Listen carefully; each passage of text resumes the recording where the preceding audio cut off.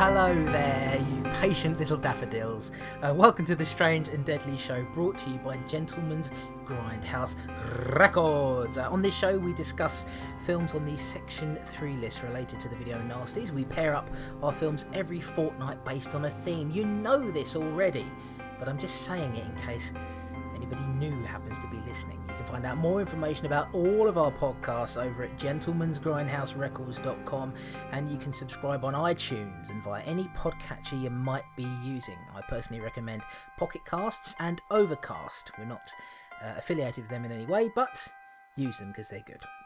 Anyway, I'll give you that information again and also tell you how you can get your feedback and comments over to us at the end of the show. Well, here we are. I said we because you know it's not just me.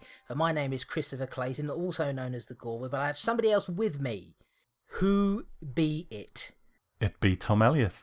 Tom Elliott, how are you, my darling friend? It's been a while since we've spoken to each other. It has been a while. I think, apologies to our listeners out there. Well, I've got a couple of things to apologise for, to be honest. Have you got to apologise for your face? No, but I've got to apologise for my completely bored delivery in the last episode. You know what? I listened back to it and I didn't realise at the time how completely bored I sounded. But God, those films. So I apologise for that anyway. Yeah, it's difficult to blame you because I think really on the past two, towards the end, you just sounded utterly defeated. And I think it's just because we've had, a sequence of bad movies that have come in.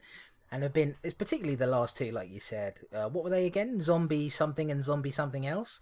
And they were both, yeah, that's them. And they were both pretty boring. And I think the passion left you, Tom. But we're in exploitation territory in this episode. There must be something exciting to talk about. But before we do that, yes, it's been a while, hasn't it? It's been a while since we've been here. What excuses can we make, Tom, that would please the listeners out there? What can we tell them, truthful or not, that would explain why we've not been here? I'm trying to think of a good lie, but I can't. So, unfortunately, people know that we lead busy lives by now, and sometimes we just completely clash. I don't think we've ever clashed this badly before, no. But, and hopefully we won't again, you know what I mean? But it just happened. Yeah, I would like to say, in case anybody's wondering, on the last episode, I talked all about depression, and I'm sure there are some people who might think, well, he obviously got depressed again and they had to stop doing this show. And it wasn't that at all. It was just being busy, really. Tom was busy, I was busy. We tried to get it together, we couldn't. Sometimes it happens that way. Ideally, we would love to be able to do this consistently, and we will. There will be big periods of consistency. Don't forget, from the very beginning up until, I don't know, I guess about episode 9, we were consistent. And then we had a big break for Christmas, which we said we were going to have that anyway, and that went a bit longer than we'd planned. And we came back after the break due to the problems I had, and it's just been a sequence of things that have happened. But don't worry, this show's not going anywhere. As always, if an episode doesn't turn up for whatever reason, you can always go on our Twitter page, which is twitter.com/strangedeadly, no and in there, and we'll always have an announcement up there if there's a delay of any kind. And you can also go on our personal Twitter pages. I certainly, Tom's quite busy, he doesn't tweet that often, but I always tweet if there's something going on. So, don't worry, folks, we love you. We're not giving up on you, and we're not giving up on this show. We love doing it. So just a sequence of really crappy things that have happened, all to do with just life in general and work and things like that have delayed us from doing this. But we're here now. Now, Tom, before we move into telling everybody about what this week's double bill is, something very, very sad happened recently, and I felt that it was, normally obviously we move straight on to talking about the movies, but I think this is a very, very, very important thing to talk about, given that we've lost probably the most iconic horror actor of all time, Mr. Christopher Lee. Passed away on the 7th of June at the age of 93 years old. I'm getting a little bit shaky talking about it. He was a huge hero of mine. How did you feel about him and his work? I used to do the Gentleman's Grindhouse with Matt, and he was the fan of older stuff, and I was the fan of the more grimy Grindhouse stuff. But even so, I just can't help but have a huge admiration for the man. I mean, not only the stuff he did in his films, but I love to see him on interviews and stuff. He had a very unique way about him. Sometimes he didn't suffer fools gladly as well, which I always liked. He would always say what he felt, and what can you say? No matter what era of film you're into, there's a Christopher Lee film there pretty much. Even these days, Star Wars, Lord of the Rings, he's there. So a giant of a man, and I don't think we'll see his like again. I don't think so either. I think the era of sort of repertory horror actors is over. We had Peter Cushing, we had Christopher Lee. I guess a more modern, if you like, even though he's been around for quite a while, is Bruce Campbell, who is somebody who made a career out of appearing in horror movies. But really, Christopher Lee was, to me, the last one from that golden age. Now, I've got some information here, just some general facts that most of you probably already know. But he was born in 1922. He died, like I said, on June 7th at the age of 93 years old. He had a very long, sort of rich and full life. He's not somebody who was sort of taken away from us early, if you like. He had a very, very long and storied career. His first appearance in a Hammer film was in 1957's The Curse of Frankenstein. It was his role in 1958's Dracula, also known as Horror of Dracula in the USA, as the titular count that would truly cement him as one of horror's greatest icons. He and Peter Cushing became one of the most well-known and iconic horror duos of all time. Lee continued making films through an incredibly long and storied career. One of his most notable recent roles was as the deadly sorcerer Saruman in Peter Jackson's Lord of the Rings trilogy. Lee also made moves into music, coming into my world, releasing his own heavy metal albums. He released a heavy metal Christmas album as well. Now, it pretty much was just him talking over music, but it was, but that big, loud, booming, deep voice, it was quite fascinating. Lee was known for only begrudgingly accepting the success of his role as Dracula. I think a lot of people know this. He came to be quite grumpy about it, wishing not to discuss it during interviews. Quotes from him suggest he was never truly happy that Hammer gave him so few lines and little of Bram Stoker's original dialogue to work with. And I know that I've read quite a few interviews with people who've gone on to interview him who have said that they were very explicitly told by Christopher Lee's people, don't mention Dracula. So that's interesting. He has 278 credits to his name on IMDb. He made well over 250 movies in a career that spanned every film genre you can think of. That's going back to what Tom was saying about how there's a Christopher Lee movie for everybody, no matter what you're into. I think it is a terrific loss. I have to say that perhaps my favourite movie that he was in is The Wicker Man. Not a Hammer movie. A lot of people seem to think that it is, or they've got the mistaken belief that it is, but it isn't. But it is, I think, one of the great, and it's a cult movie. It's a weird movie. Just today I got the Steelbook, of course, because it's me. Tom and I are big fans of Steelbooks. One of our addictions, I think. I've even got my Steelbooks in little plastic covers. That's right. Protect them from all the jizz. And so I got the final cut of The Wicker Man today, which I'd never seen before. This is, of course, the original we're talking about here, not the Nicolas Cage one where he dresses up in a bear suit and then punches a woman in the face, which I recommend seeing only for comedy purposes. But that I think is probably my favourite Christopher Lee movie. Of course, the Dracula and some of the Hammer stuff as well. What about you, Tom? Absolutely, The Wicker Man. It's probably the one of his that I've watched the most, maybe apart from the Lord of the Rings movies. But, maybe plucking one of the Hammer ones out there. Rasputin the Mad Monk. I enjoy him in that as well. He gives a wonderfully demented performance in there. Absolutely. I mean, look, we could be here all day talking about it. We could make this episode into a Christopher Lee special if we wanted to, but we're not going to do that. We just felt that it was such a big story in horror. Really, the most famous horror actor in the world has left us, and I was incredibly sad about it. Still am. And I bought, like I said, The Wicker Man. I also bought on Blu-ray Dracula, The Horror of Dracula, which I don't have any.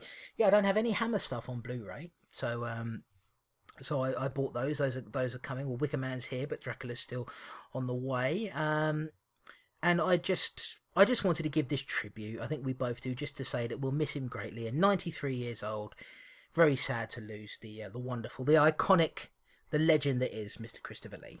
Absolutely, a nice tribute there, and I completely agree. So, Chris, it has been a while. Have you been watching anything in particular while we've been away? Yeah, a few bits and pieces. I mean, been gaming mostly.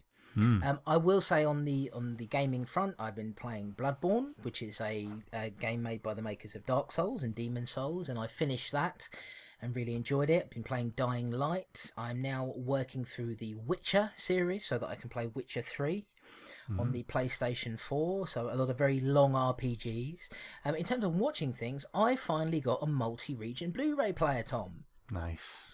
I've wanted one for a while. You don't have one yet, do you? But I think you're going to get one, aren't you? You know what? I'm in two minds about it. I mean, there's stuff that I really like that comes out in America. A lot of is it Synapse or Scream Factory, Synapse? Yeah. Yeah, a lot, definitely Scream Factory. A lot of their stuff comes out region A, which is very frustrating, you know. But I always kind of think, I don't know, the other part of me just likes to have region B stuff that I know I'm always going to be able to play. So I might do one day. We'll see. Yeah, I mean, it's quite sort of, quite cheap. I ended up getting a player on eBay that was recommended to me by Rob's Lib on Twitter, Robert, who's actually written a piece of feedback to us. It cost £99, and it's a refurbished player, but it works beautifully, and all you do is just pop a code in and change to what region you want. I haven't actually got any discs to test on it yet, but it also is region free for the DVDs. And I've got a ton of DVDs from years ago, import stuff that I couldn't play because all I'm using is my PlayStation to play stuff on. You can't play, anything that's not a region 2 or a region B release on that. So being able to play all that stuff is great. And there's also just the fact that there's a lot of martial arts stuff that you can't get in this country that is region A. I mean, I hate region coding. I think it's a terrible thing. Halloween 2, for example, in America, they released a version of it uncut. One company released it, and it was a nice print, and it had a certain extra on it. That was a region free release. Then Halloween 2 was released again from a different company with a better transfer. This is locked to region A, and it has different extras on it. So if you wanted sort of the complete Halloween 2, you had to get both releases, but I can't play one of them. So it's things like that that really annoy me. Luckily, having a Blu-ray player, finally investing in one, a multi-region, I'm able to now play that. Of course, what did I do, Tom? The first thing I bought was the new version of The Beyond from Grindhouse Releasing, which I know you've had your eye on as well. I did. I kind of saved myself from myself because I didn't have a multi-region player, because I must have like about 3 or 4 releases of the Beyond here anyway. But while you're talking about Halloween, actually, that complete box set that was brought out on Blu-ray, region A, and I was very frustrated about that. I mean, some of those movies are crap, but I still like to have a nice complete set, Yeah. That'd be a good excuse to get a region A player. Yeah, I just think it plays region A, B, and C. Yeah. So I think it's I thought it was quite a good investment, really. A refurbished player, £99. If you ever want the name of it or anything, Tom, just let me know. I'll send you on the way. You can get them on eBay relatively cheap, and it seems to be sort of quick and easy to get it done. And it's just nice to know that I don't have to worry. If I go to America and I find a release I want, that I can play anything I want now. Yeah, good. So that was good. Apart from that, sort of watching a few bits and pieces. The new release of Society on Blu-ray from Arrow Video, which is a gorgeous release. Really beautiful packaging. Arrow's putting out some lovely stuff lately, and a few other bits and pieces. But Tom, that's enough from me, okay? I'm fed up of my own voice. It's time to tell the people at home, or wherever you may be listening to this. A lot of you listen at work. I don't want to marginalise you in any way. Tom, why don't you tell people about the double bill we've got on this episode? We're moving into sleazy territory here, aren't we? We certainly are. The theme for this episode is women in captivity. It's a funny old little subgenre, and it's got a sort of subgenre of its own in a way. The women in prison films, which are quite plentiful, and I guess we'll touch on a few of them as we go along. But these ones, they both fall into the women in captivity subgenre. A subgenre, does it really exist anymore? We'll talk about that as well. But we've got 2 films. We've got Abducted and Hell Prison. That's right. So why don't I get started telling you, Tom, and everybody else listening about a little film called Abducted. It's also known as Schoolgirls in Chains. I have to tell you guys, I'm not best pleased with myself having to type that into Google in order to find out information about it. I get the feeling that the police will be on to me very, very soon indeed. I better get this done quickly. Schoolgirls in Chains, released in 1973, directed by Don Jones and written by the man as well. So Abducted tells the story of two brothers, Frank and John Barrows, who live at home with their mother. At the beginning of the film, we see Frank, played by Gary Kent, pulling up near a young woman, Sue, whose car has broken down. He offers to take her to a local garage, but when she enters the car, she's also met with John, played by John Stoglin, Frank's childlike adult brother, who helps to capture her. They drive her back to their home and throw her into a basement, where two other girls are held captive. Ginger and Stevie have been held captive for a number of weeks and are forced into playing games with John, who sees himself as a child who only wants to play. Sue forms a plan to escape by playing hide and seek with John, running away while he's counting. However, the plan backfires when Frank catches on and he shoots her dead. Back at the house, Frank and John consult with their mother. It transpires that it's the mother who is allowing the boys to kidnap young girls, and she grants them permission to secure another one now that Sue is gone. John has been keeping an eye on another girl named Bonnie, a university student who is having an affair with her teacher Robert. While he conspires to take her, the captive Ginger has to play games with John. She seeks to make an escape as well, and tries to act affectionately towards Frank. However, he rapes her on the couch. Afterwards, as they talk delicately, we see a flashback to an earlier time in Frank's life when he was happy and engaged to a beautiful woman. But his mother quickly puts a stop to the impending marriage by revealing that he and Frank commit incest together. It seems that in her view, only she is truly good and all other women are evil. Frank and John manage to capture Bonnie late one night and they bring her to the basement. Once again, she's forced to play with John. They hope she can make an escape when they're out away from the house. Unfortunately for her, Robert, her teacher and lover, becomes greatly concerned for her whereabouts after discovering her missing. He follows up a clue he receives from an old medical badge and discovers that John was formerly kept at a mental hospital. Finding out where the boys are staying, Robert is about to walk into the home of two men who desperately want to keep their secrets hidden. And a twist late in the game will change everything. What do you want? You want to play? Where's Sue? She ran away. Ran away? Yeah. Want to play? Where'd she go, Johnny? She went to the choo-choo train. Frank broke her. I want to play. No, I want to play now.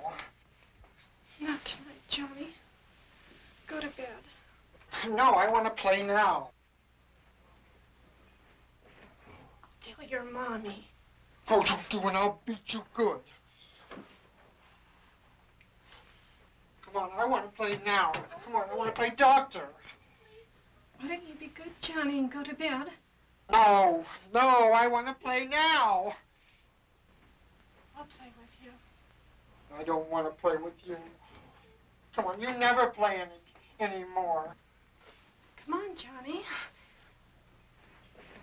We could have fun playing together. Okay. Let's play doctor. Okay? How do you play that? Well, it's easy. I'll be the doctor and you be the patient. And you pretend like you're sick and I'll examine you, okay? Let's get that. No, I want to play doctor. Now you wait here and I'll be right back.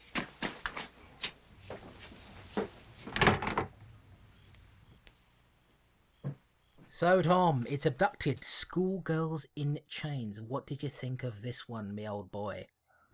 Well, it was the first time for me, and I've watched it twice now. I watched it a few weeks back, before we first planned to record, and I watched it again today. And funny thing, I liked it more second time round, and that's not to say that I didn't like it the first time. I really don't know how the feedback, and your opinion is going to go on this. But I won't say it's a great film, but I liked it. I think, we talk about films sometimes where they're shit, but we enjoy them. But there's other types of films that are raw, but there's a seed of talent there, and I think for me this is one of those films, and we see it in the way it's shot sometimes, in some of the performances at times. They're a bit shaky, but other times I think there's stuff in there which I was really quite impressed by. It was quite slow as well, but I liked it. I liked the aesthetic of it. I liked the griminess of it, the location, and the characters. The characters interested me. The brothers interested me. The girls were brave. There was only the girl on the bed who was dying who didn't really try and better her situation. So there's a lot to like in this one for me. It was let down by quite a predictable twist, which we will talk about, and it's something that I saw coming quite early on, but then I thought to myself, no, it can't be that. But then it was. That was a bit of a letdown, but it didn't kill it for me. So that's my overall general thoughts on it. How about you? I mostly agree with you. I think there's a seed of good talent in here. I think there's some good ideas in it. I don't think it's a quote unquote a good film, but I think that it's got something to it. It reminds you of other things, I think, that are better than it. I'll say that much. But I think that it's a very low budget movie. I think it was made for about 50 grand.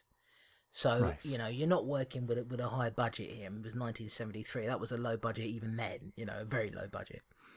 I think that it's very, very, very rough in a lot of ways. You said the word raw, and I think that's a very good example of it. But I think it's got that classic grindhouse look to it. Yeah. The copy we watched of it is pretty hideous looking copy, isn't it? It's very difficult to find a good copy of the movie to begin with. But this is one of those movies that, I know it sounds strange to say it this way, I kind of couldn't imagine it looking cleaned up. I think it would take away from it in a way if it looked clean and shiny. And I say that being a fan of what they've done with Texas Chainsaw Massacre, which is one of the most immediate comparisons you can make to it. I think they've done a beautiful job with that, still very much looking like that sort of movie, but it's cleaned up very well. But I just couldn't imagine it being that way here. So getting into the actual story of the film, I think the brothers... Now let's sort of discuss this. Do you think the brothers are sympathetic characters? To a degree, They shouldn't have been there. They should have probably been in an institution somewhere getting the care they deserve. But it's, that's the big question with anyone who commits such heinous things, isn't it? Are they bad people? Are they a result of bad upbringing? You know what I mean? It's quite a big question, really, and we could debate that probably all day. In a sense, they are. Frank, the older brother, who seemed to have some remorse for his actions, at times. He must have had quite a lot of remorse for his actions from the way it went. But I found them very interesting. John, the more childlike one, is not really cognizant of what he's doing. He's just a kid, but with this sexual edge to him, Yeah. He's in a man's body now, so his games have this sexual edge to them. Whereas Frank seems to be a bit more mature, but just ruined by his childhood, this treatment by his mother. So I did find them really interesting, sympathetic to a degree, but that sympathy only goes so far. Absolutely. I was conflicted because I think they are very much the product of their upbringing. And we see in the flashback scene that I mentioned while I was reading the synopsis there, we see there that really all of this is because of their mother. As far as it goes with John, his behavioural issues perhaps have been there his entire life, but they certainly were not made any better by the way his mother acted, where she would push women away. She would prevent Frank in particular from having any kind of relationship because she wanted these boys all to herself. And obviously there's I would imagine some sexual molestation there, sexual abuse, incest. All of these things are happening that are going to mess with your head. And so we see that all of that has come from childhood. So that's one side of it. The other side of it, of course, which is the side that I probably feel more strongly about, is that at the end of the day, these are still very, very bad guys, because they're kidnapping these young girls, keeping them captive with no real hope of escaping.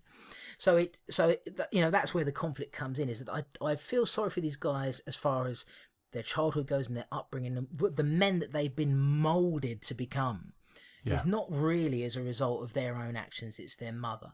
Now, they're still doing horrible things, and it's heinous acts and kidnapping women, and they look sort of virtually starved, and they have to, like you were saying, John is played by John Stoglin in this movie, is a very childlike man who doesn't really understand what he's doing, but like you say, because he's a man, there's a sexual edge to it. I'm not sure if he even realises there's a sexual edge to it. I have to say, I think that it works. I think it's been done better than this in other movies, and we'll probably discuss those. I mean, I suppose it's worth saying, because all of this stuff, you're thinking, okay, well, a bit of a Psycho, Sons, Mother. What's the film that you think of immediately? You think of Psycho, of course, yeah. And I think it's fair to say that Psycho's been a great influence on this. Definitely. But saying that, you're saying it's been done better elsewhere, and you're right. But this a character with learning difficulties who's sort of pulled into a sexual sort of situation, it's been done worse as well. I always think of I Spit on Your Grave. I can't remember the character's name, but there was that guy who hung around with the villains and ended up being part of the rape, and I just thought he was played terribly in that movie. And I think John is a much better character here than that guy was. Was he called Michael or something? I can't remember. I don't remember the name, but I know exactly who you're referring to. I mean, I think that if we're comparing, because obviously we've got to look at some of the things that happen in this movie that might be shocking to some people. Of course, this is exploitation, so you're going to see some nudity in here. You're going to see there's a rape scene. Now, compared to the film that we're going to talk about after this, it's relatively tame, and also compared to I Spit on Your Grave, which I don't think is a very good movie, but I think it has one very big shocking scene in it, which was that rape, which goes on for a very long time.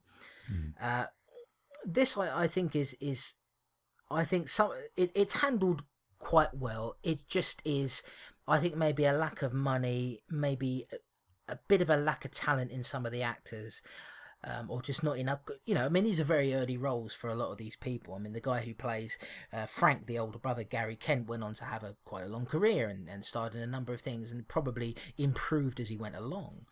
But I think that everybody here is just a little bit raw and not really polished enough to quite give it what it needs.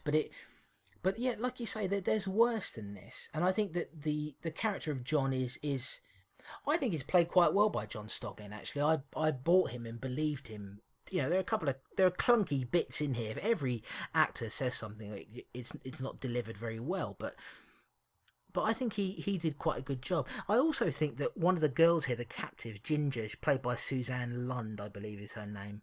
Yeah. As far as I'm aware, never went on to do anything else. I actually thought was quite decent in the role. I thought was quite strong.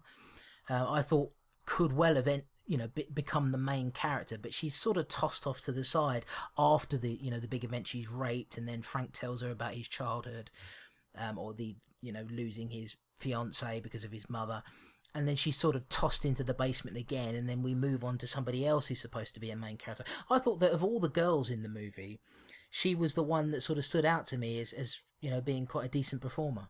She was good. She portrayed that fear very well, and sort of suppressing that fear to try and gain the boy's trust. And the rape scene where she is raped by Frank, it's not the most distressing I've ever seen, but it's never pleasant, to watch that stuff. But she best female in the film, I think. But I think we need to kind of go back to the beginning, really. The setup, which is maybe the strongest stretch of the film for me, because Frank he's actually a pretty decent looking guy, isn't he? Sort of chiseled, not like Cary Grant or anything, but he has a rough sort of handsomeness about him. And he stops and he picks up this girl whose car's broke down, says, I'm going to take you to my friend's garage and get your car fixed, and etc., etc. But he doesn't. He takes her home. Now, when he gets her home, John says, do you want to play? It's sort of his catchphrase in the film. Let's play, you know. And they go outside. She's trying to convince John to you know, get further and further away from the house. And eventually she bolts. And there's this great scene where John is running after the girl, and we get a sort of side-on shot through the trees, and he's pursuing this girl, and it sort of flicks between each one, and then you just see Frank marching along with a shotgun in his hand. And I just think, for raw sort of talent where you kind of sit up and take notice and say, you know what, they're not quite there yet, these guys, but there's something there that they've got. And I thought that was shot beautifully, as was when they caught up with her next to the train. I think that sequence in itself was maybe the best sequence in the film. Yeah, there was some decent tension there. And also, of course, you have all these voices over the top. Run away, run away.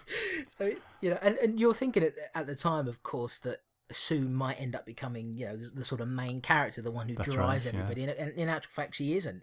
In fact, if you think about it, really, it sort of, in a way, echoes Psycho, where you think you've met the main character and then the main character gets bumped off. With the twist at the end, I thought, oh, Psycho, but you're absolutely right, you know, absolutely right. Yeah, see, sometimes I'm right about stuff. Not often, not often, but occasionally. I agree with you. I think it's a decent setup and decent tension, and there is that feeling from me, and I'm sure from you. I want this girl to get away, and that's the way that's the way I feel about these things. Look, I've said it before. I think on an older show, I mean, it should be a natural human reaction for most of us anyway. But I hate rape scenes. I hate seeing it depicted in any way. I want to leap into the screen and save that woman and man, or man. But of course I can't, and that's so one of the things that's very difficult about watching a lingering rape scene is that it makes that very difficult. But one thing I'll say for the film, to sort of go back to the beginning area there, is it does build up nicely with this idea of at first you think Frank looks like a relatively normal guy. A relatively normal, decently handsome guy.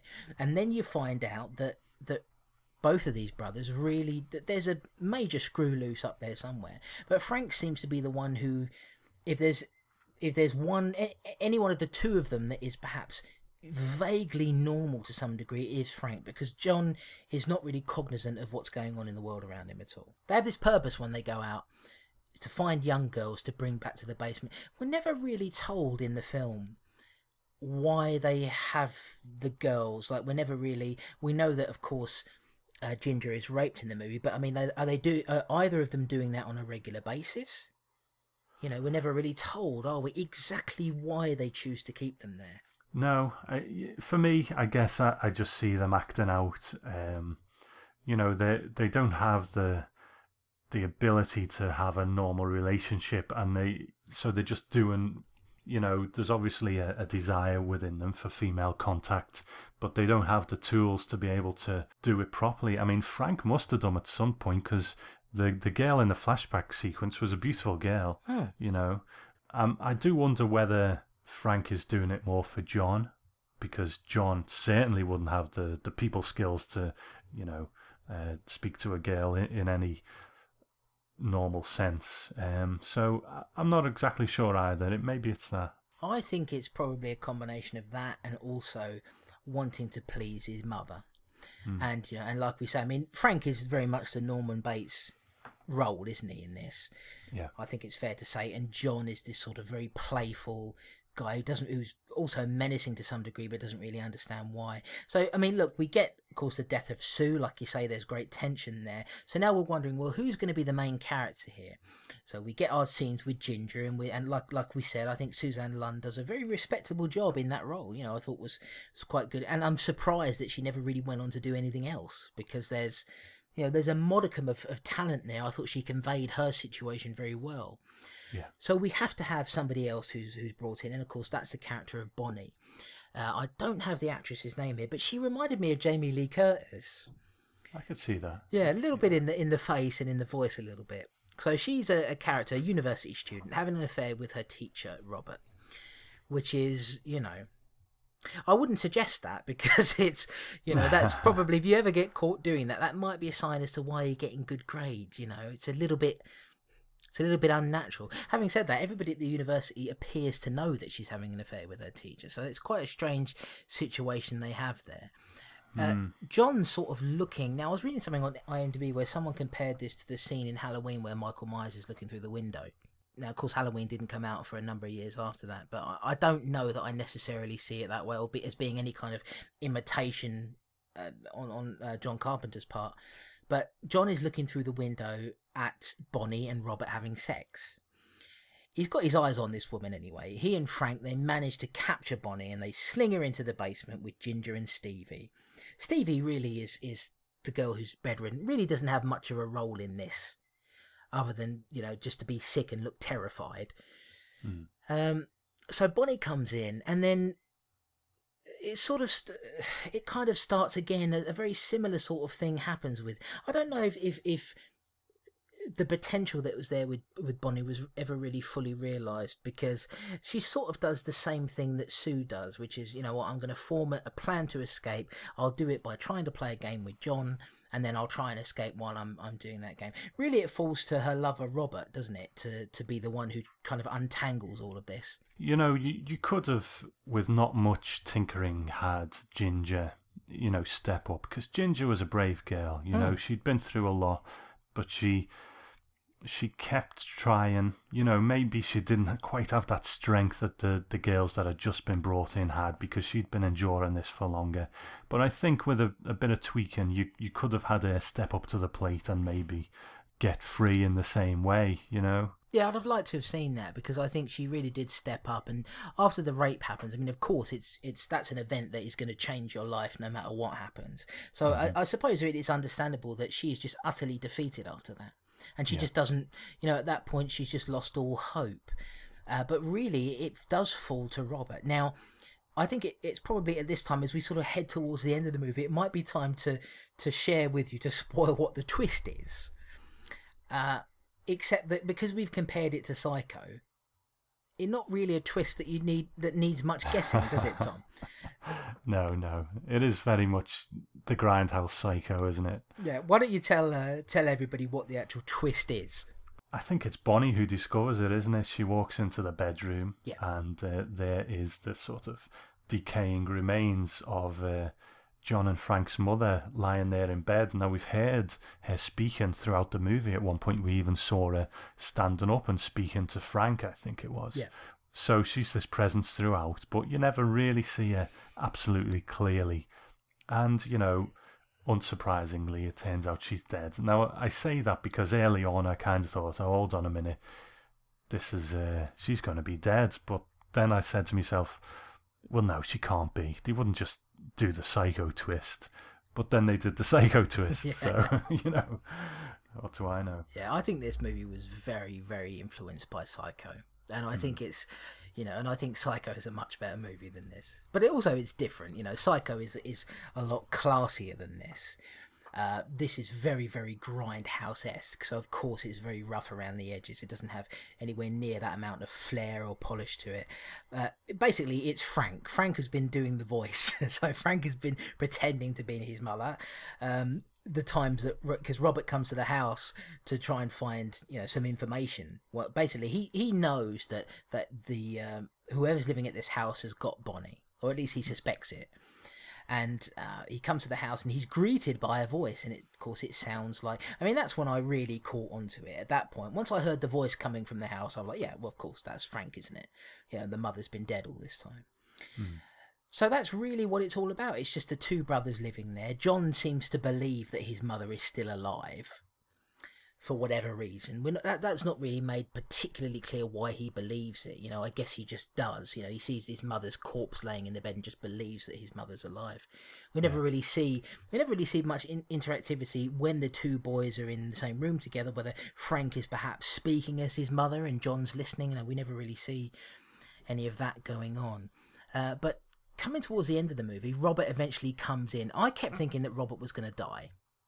Right. Because I just thought, what's going to happen is, it's this sort of movie, Robert will die, but the girls will somehow be able to get away, or at least Bonnie will be able to get away. Well, Robert comes in with a gun, and he's able to help.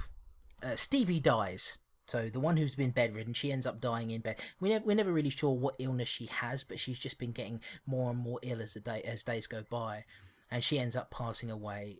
Ginger and Bonnie, they manage to escape with the help of Robert. I thought it was a really interesting final shot of Robert having been killed.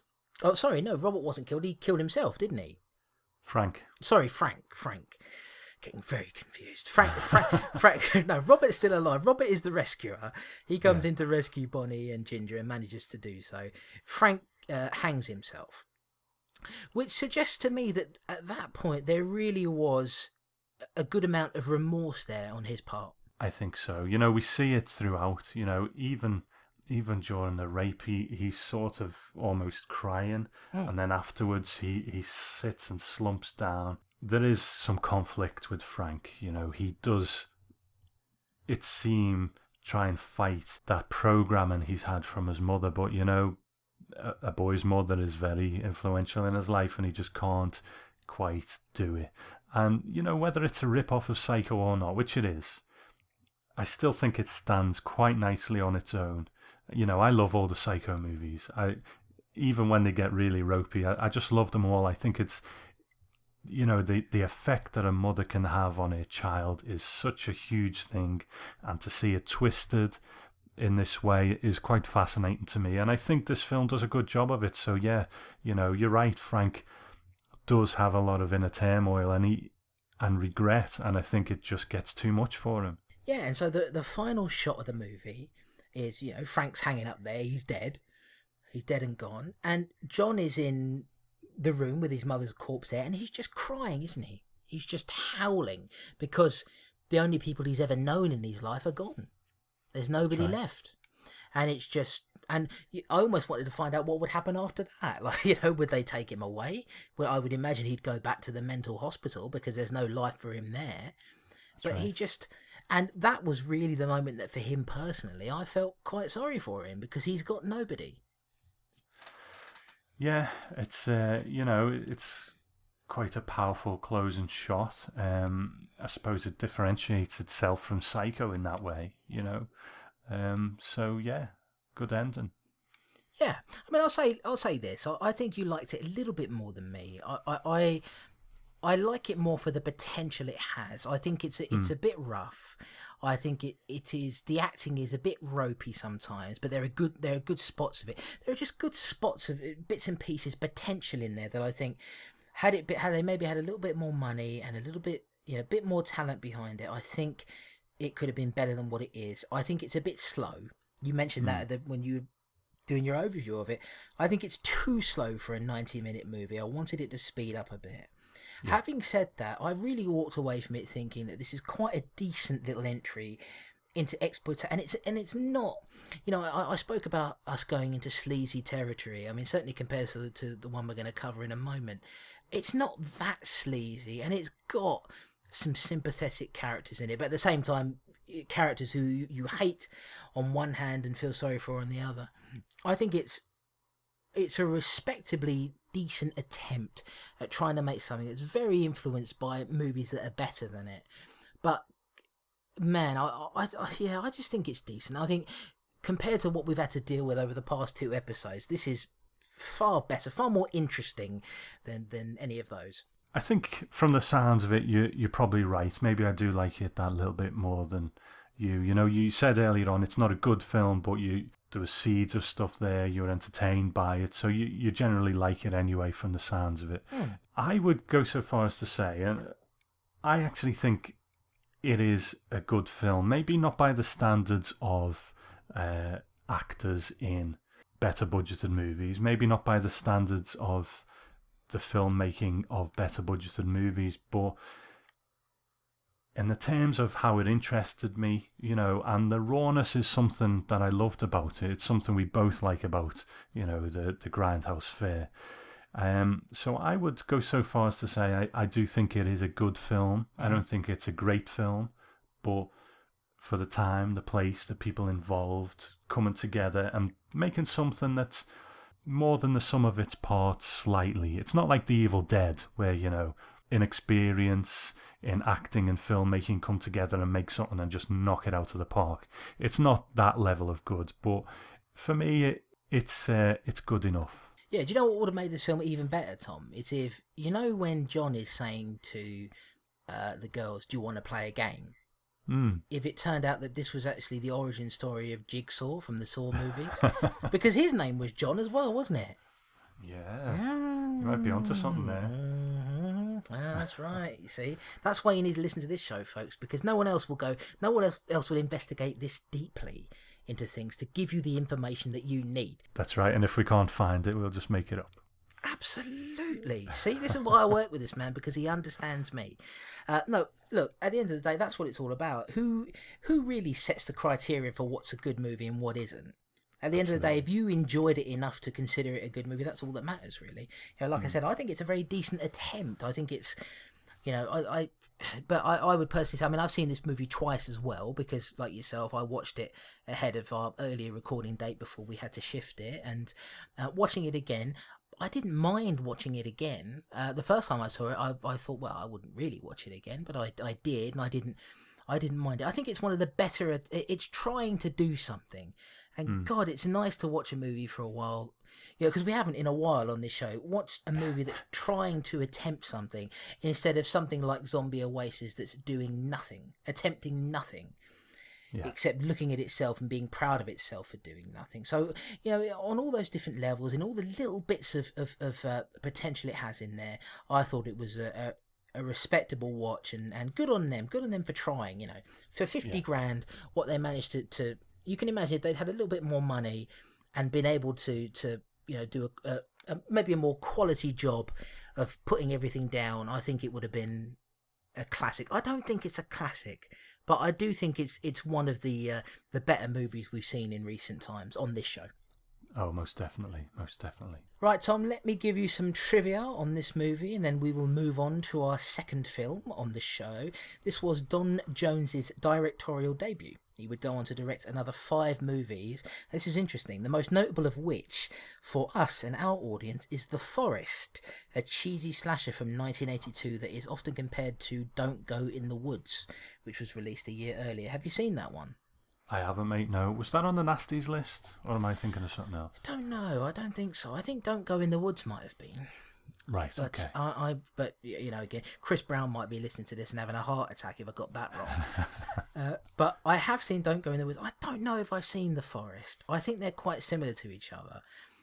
But it's interesting. This guy would sort of go on to, you know, make a cheesy slasher. Now, let me also tell you that Gary Kent, who plays the older brother, Frank, the Norman Bates character, if you like, was perhaps the only actor involved in the production to have a respectably decent career. He continued to appear in productions throughout the decades to follow, and also directed several independent films of his own. He also worked as a stunt coordinator on many film projects, including Bubba Hotep, the Don Coscarelli film that starred Bruce Campbell as Elvis, which is one of those cult films that I have a bit of fondness for. So yeah, so you can say this film, you know, very. We didn't say it while we were reviewing it, but there are similarities to, of course, Psycho. We said Texas Chainsaw Massacre and Mother's Day, which is a film that was remade quite recently. There are definitely similarities to all of that. The movie's quite difficult to find. If you want a physical copy, Code Red re-released it on DVD in America some years ago under the title Girls in Chains. This release is now out of print and hard to track down. There are copies floating around the internet of variable quality. Perhaps you might want to look on YouTube, folks. You may find yourself a copy there. I have to say, Tom, I prefer the title Abducted. I think calling it Schoolgirls in Chains, according to the director on a commentary, I gleaned this information from IMDb, was never really happy that it was titled Schoolgirls in Chains. It was done just to cash in on the market of sort of raunchy exploitation films that were released at that time. I think Abducted is a better title. Schoolgirls in Chains really does make it sound sleazy, doesn't it? It does. It's totally, well, pretty much misrepresenting the film, I think. Abducted is much better. Yeah, I think so, and I think it deserves better than that. That's really. right. So that is Abducted, folks. We hope you enjoyed hearing about that. Now, Tom, Elliot, it's time for you to take over and tell us about a little film called Hell Prison. Okay, I think things are starting to get a bit sleazier now. Hell Prison, also known as Escape from Hell, released in 1980, directed by Eduardo Malagia as Edward G. Muller. Okay, written by Sergio Chiusi. Oh my god, I'm making such a meal of this stuff. I love giving Tom all the complicated names to read. Roberto Estevez, Anthony LaPena did the English dialogue, and Eduardo Malagia. Oh, he was the director as well. Okay. Hell Prison follows a large group of female prisoners as they toil away day in, day out, working as hard as possible and for very little in the way of food or drink under the leadership of their cruel and sadistic overseers. They spend their days digging and sawing, their nights are spent in the jail, wishing they could escape. The guards take advantage of the girls, picking whichever one takes their fancy and raping them on the spot. Rape, torture and starvation are all these prisoners have to look forward to. A cruel new warden joins the group, setting even stricter rules and tougher, more torturous punishments. It seems that almost everyone is against the girls except for one member of the staff, the alcoholic doctor, who disapproves of the cruelty his fellow staff inflict on the prisoners but seems powerless to stop them due to his addiction. He helps the girls by treating their wounds after the lashings they've received, and they come to find him a kind presence. Tiring of their constant ill-treatment, the girls form a plan to escape and they need the doctor's help. He finally comes on board and gives them a bottle of liquid that will make them sick as soon as they've ingested it. The bottle is passed around to all of the prisoners, and one by one they fall violently ill. The idea is to play on the new warden's great fear of infections, and believing the forced illness to be a plague, he grants them permission to leave the prison temporarily.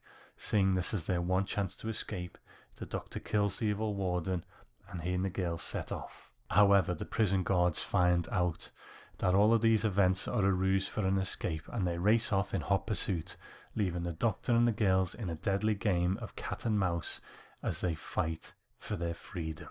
You see, kid, I brought you another friend for your cell. He's worse than all the rest of you. Fucking whores. Get in there.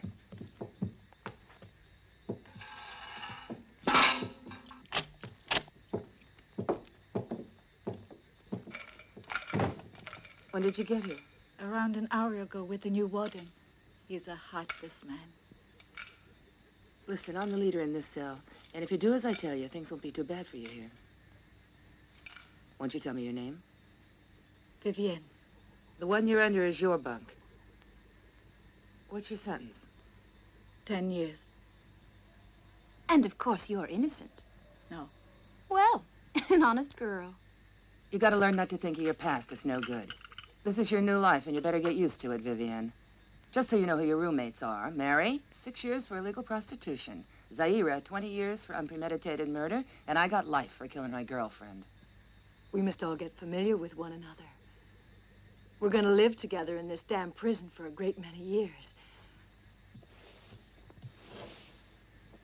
We all have to give and be amiable, so we could love each other, especially when they leave us alone in this cell. That's enough. Zaira, who's the boss in this cell? You are, Katie. Then you'll do as I order you to do. Hey, don't you ever listen to her, because I'm the boss here and you obey only me. You do understand, don't you? Don't touch me! There's nothing that I want that I don't get sooner or later, Vivienne. Let go of me! So, Chris, Hell Prison, what do you think? Fuck me, Tom, this is sleazy as shit. I mean, this has got to be one of the sleaziest exploitation films I've seen in a long time.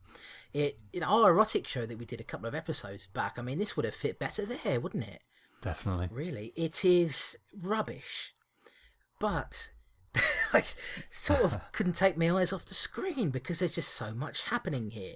I mean, for starters, it's one of the worst women in prison movies I've seen. I've seen quite a few of these. I think it's one of the worst ones because it it doesn't have any. It doesn't have a single, if you like, a driving force of a main character as such.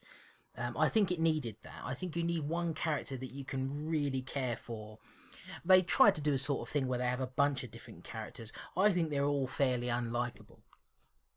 The problem is that, well, I was going to say, hang on. The thing is that even though they're unlikable, the people who are looking after them are even worse. And so you watch a film in which nobody is likable at all, apart from perhaps the alcoholic doctor. I think that actor spends half of the movie looking like he couldn't give a fuck. And then sort of wakes up and has a little bit more about him. It would be... Look, we can't talk about this without talking about the sex scenes that are in it, because, I mean, this is about as close to hardcore porn as I've seen in an exploitation movie. It's not quite hardcore porn, but you can tell that that this is happening, that the sexual activities that are going on are actually happening. They're not being simulated. And it's, oh dear, it's difficult to say for sure. It is. I don't think it's a good film at all. I think it spends far too much time saying nothing. But you do have, and I guess it's just the fact that we're caring people, that you do care about these girls to some degree, and you want them to be away from these horrible, torturous people who are looking after them. But I think it's quite blustery, but it's not really saying anything at the same time. And I think some of the scenes that are in there, I mean, we talk about Frank raping Ginger in Abducted, and he has some remorse. In this, the prison guards, there are two guys in here who just pick a girl that they want and force themselves upon her. They have no remorse whatsoever. You've got a villainous warden who would suit a Bond movie very well, because there's just nothing... nothing redeemable about him whatsoever. It's a film where I dislike almost everybody, and yet I'm conflicted because I sort of want them to get away. I just think it's a bit rough, really, and I think it's pure exploitation in its purest and sleaziest form. I just think this one it might have been a little bit too sleazy for me. Wow, I never thought I'd hear you say that. It's a funny old film, this. I'm quite conflicted on it, to be honest. It's a strange genre, the women in prison films as well. I've seen a few in my time. I guess the most recent one is going to be Bear Behind Bars, and in comparison to that, I think this is better. But, there's a list of tropes that these movies have. Sadistic wardens, check. The girls, most, if not all, lesbian, check. There's the girl who gets raped by the guards, check. There's another girl who willingly, prostitutes herself to the guards to get stuff. That's there as well. All these tropes of the women in prison films are here, present and correct kind of thing. I think just to touch on Bear Behind Bars for a second, you mentioned way back in episode 1, those cinemas that guys used to go to and whack Mr. Happy out and, have a bit of fun. Well, Bear Behind Bars seems to have been designed exclusively to do that, because even if it wasn't required, if there hadn't been a boob or a bum or whatever else on screen, within 30 seconds someone's boob would just fall out, for whatever reason. It was almost as if to say, if you want to come in and see this movie for 3 minutes, we'll make sure there's something for you to finish off with in those 3 minutes, and then you can go, and this movie isn't quite as bad as that, but it's getting there. It's getting there. Yeah, I don't know, Tom. I think it is doing that. Have you seen Bear Behind Bars though? I don't know. I don't think so. But I've seen a bunch of them, and I've seen some really rubbish ones. But I've seen some good ones. And so I don't know if I've seen Bear Behind Bars. But based on what you described, I think this is doing that as well. I think all the sex scenes in here, the rape scenes, they're all designed to titillate, I think. Yeah, and I think that's the big difference between this and the last film. I never got the feeling that the scenes in the last film were there for us to get our rocks off on. This one, they definitely are, you know. So you're right, it's just probably a bit more frequent in Bear Behind Bars. But yeah, it's here.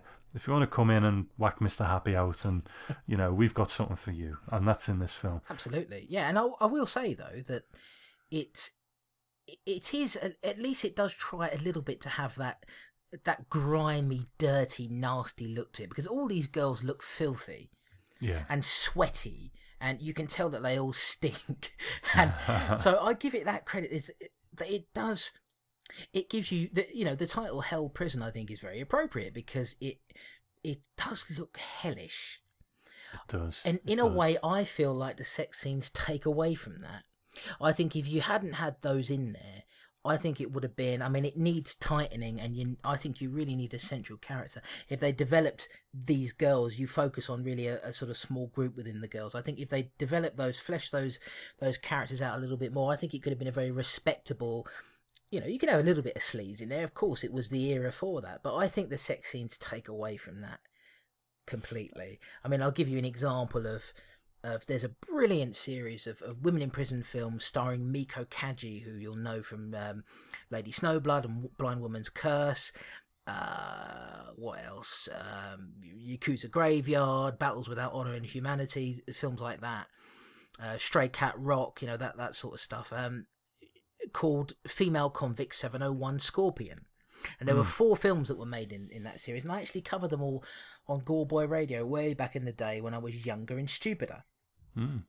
And those are really good, and they've got some sleazy elements in there, but they never forget to tell a story, and they never forget to show us this main character played by Miko Kaji, and you want her to succeed, you want her to get out of the prison system. I think that's what this is lacking. I get the feeling that, like you were describing Bear Behind Bars, you may absolutely be right that was just made for titillation, but I think this is very much, I think this is similar. They're trying a little bit in certain ways, but I think it just doesn't have enough to hold me to the narrative. Yeah, you're absolutely right. I enjoyed, for about half an hour, I enjoyed just being immersed in this sleazy, grimy, grindhouse exploit. All the stuff we love is there.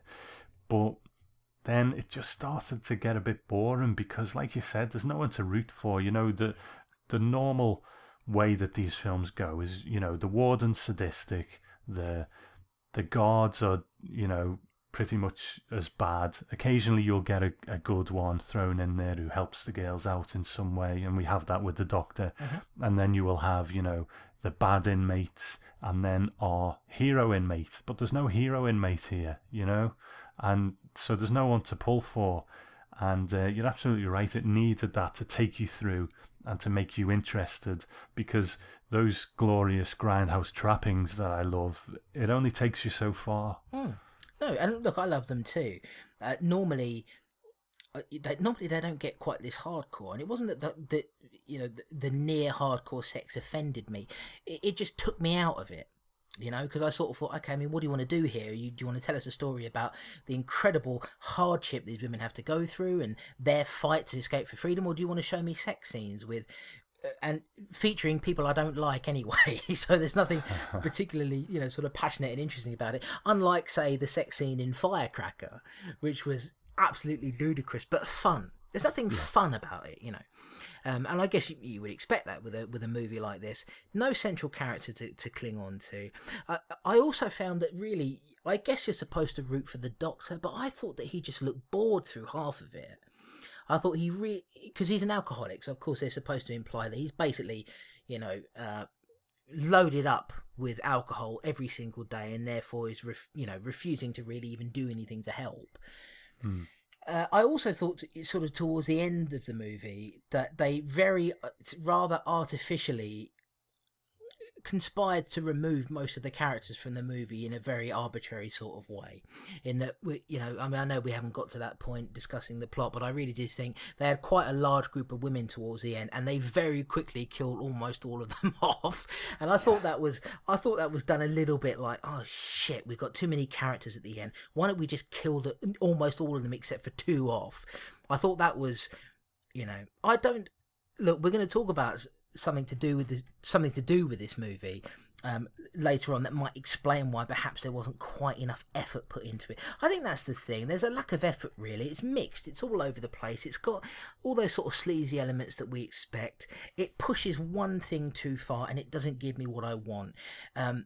Maniac, you could even say, is it's got elements of sleaze and everything in it, but it's got that central character, that person that I root for. You could even say another of the films that we love, Christmas Evil. Again, it's veering into that exploitation market, but it's got somebody that I root for. That's what I wanted. I wanted somebody to root for. I wanted a bit more time spent on these prisoners and the violence that's involved in that. The sexual elements, I think, take away from it a bit. I wasn't so much bothered by the sexual elements, to be honest. They were there, It was... What got me was that it just sort of plods along, and a lot of the time there's no real cause and effect. It's funny that there's a character called Zaira, and there's 2 scenes where she's sort of tortured, and one, she's sort of strapped to this log in front of everyone in the grounds of the prison, and then you don't see what a hardship that is, because the next scene she's just strolling around like, happy as Larry. And then there's another one where she's sort of hung up, like crucified in a way. Then the next scene she's like and they do refer back to it a bit in the scene where she's rubbing her wrists, like, oh, that was a bit sore, wasn't it? You know what I mean? But there's just the hardship of being strung up in a prison camp. They just do it and then just totally go past it. And it's like a lot of things in this. It's just they don't really go anywhere. Yeah, there's not enough going on, really.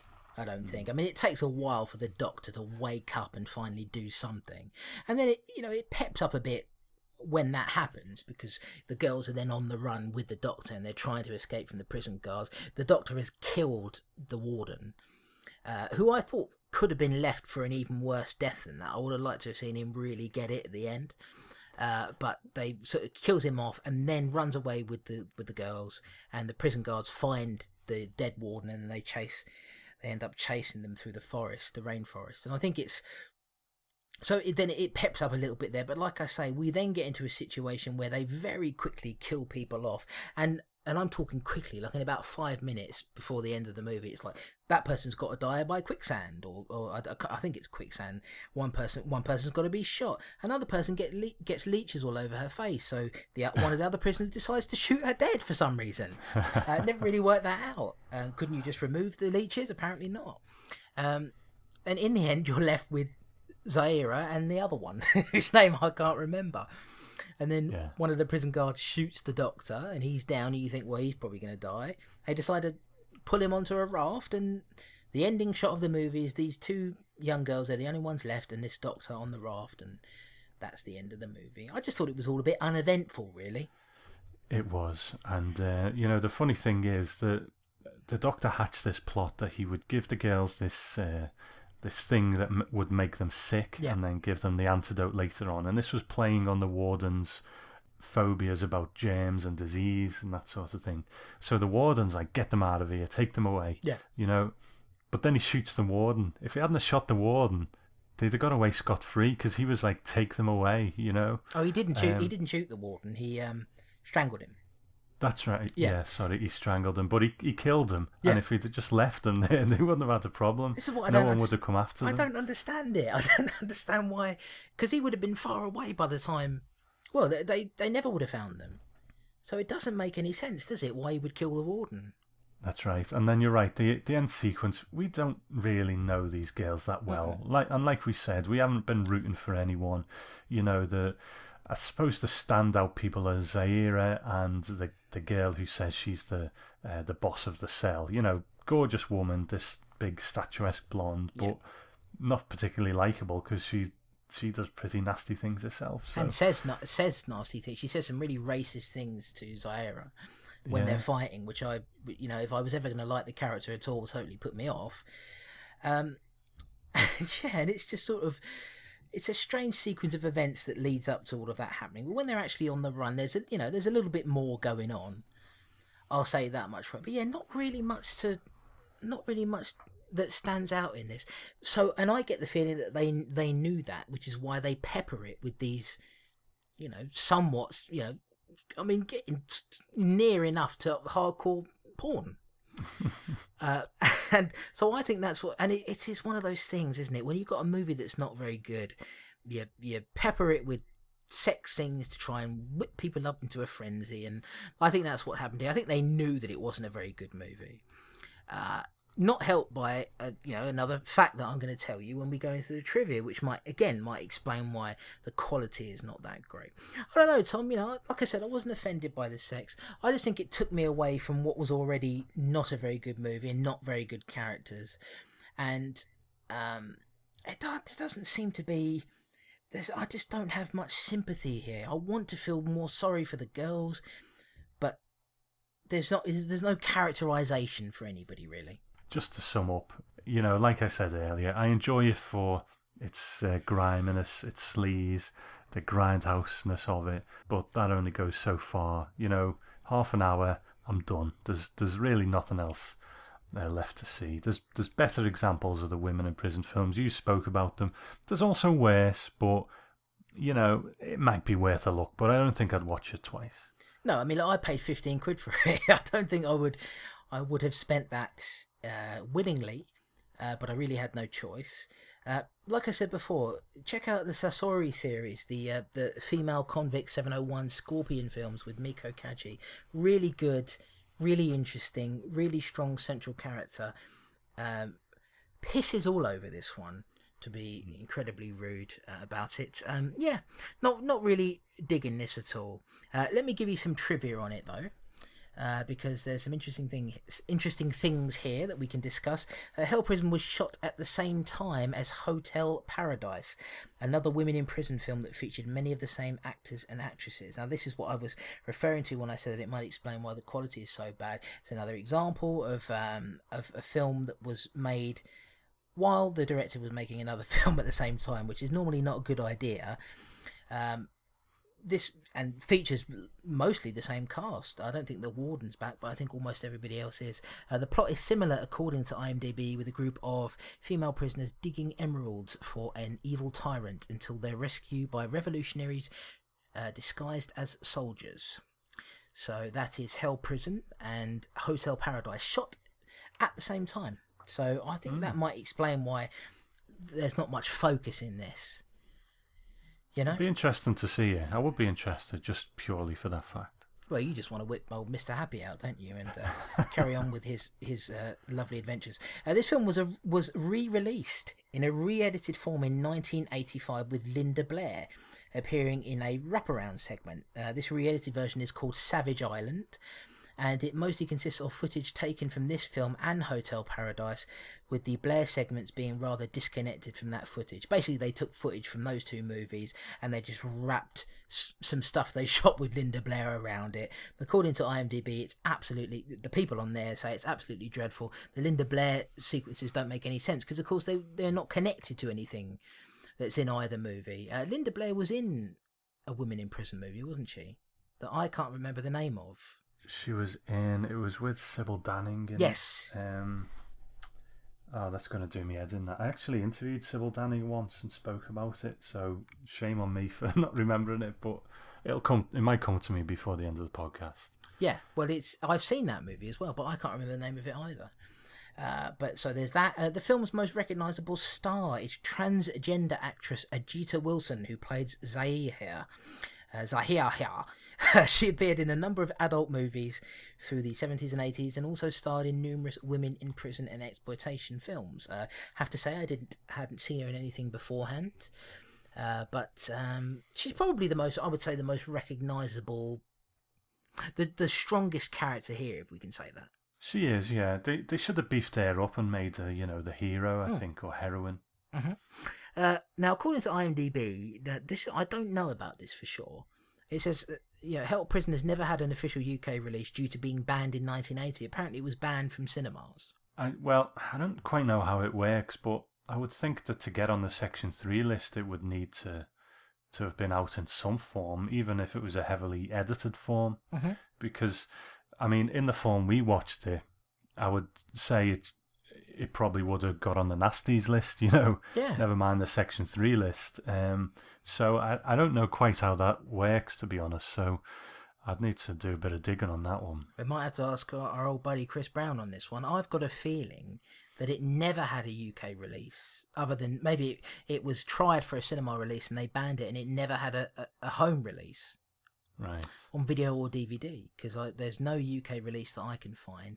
The film can be bought on DVD from Troma Entertainment, who purchased the rights to its release. Of course, Troma make their own movies. They also buy the rights to various things and distribute them. It can be found on their store for $4.95, which I wish I'd known, because I could have paid less for it. But I didn't have a multi-region player then, but I do now. You can also find it as part of the Women in Prison triple feature DVD release in America, which also includes Women in Cell Block 7 and The Hot Box. The picture quality on all three films is apparently poor, according to the comments on Amazon from people who've bought it, so do bear that in mind.